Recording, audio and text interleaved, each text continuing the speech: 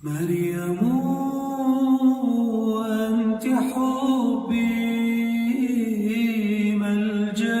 of the experiences with the greatest impact on the pilgrim who travels to the Holy Land is visiting the same places where Christ preached. These natural locations haven't changed as much over the years as places like Jerusalem, Bethlehem, or Nazareth. It's easy for the visitor to imagine Jesus weathering the storm in the Sea of Galilee on a rainy day like this, or fishing. That's exactly how this boat has been preserved, extracted with extreme caution from the lake. It's dated to the 1st century, and its remains have been maintained thanks to mud that prevented its deterioration. This ship gives a clear idea of what the vessels were like when Christ sailed these waters accompanied by his disciples.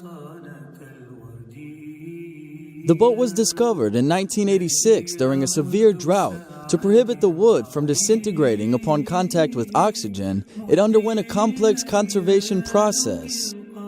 Keeping in mind the Sea of Galilee, another touching pilgrimage site is the Mount of the Beatitudes. Many people here are moved to tears upon realizing that Christ gave the Sermon on the Mount here.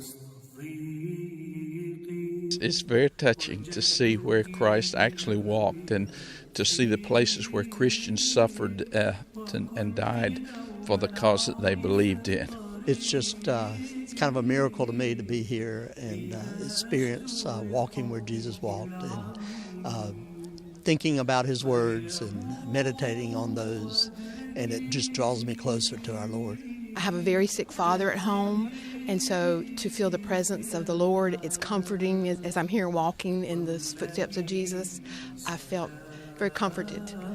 After reminiscing on the Beatitudes, continuing on this path around the lake, another key site is the Church of the Multiplication, where Christ performed the miracle of the fish and loaves.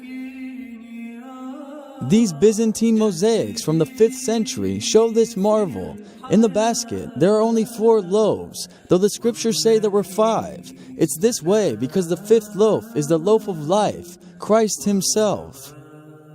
Prayer is spontaneous here, whether in silent reflection or in the form of singing, like that of this group of pilgrims from Pekin.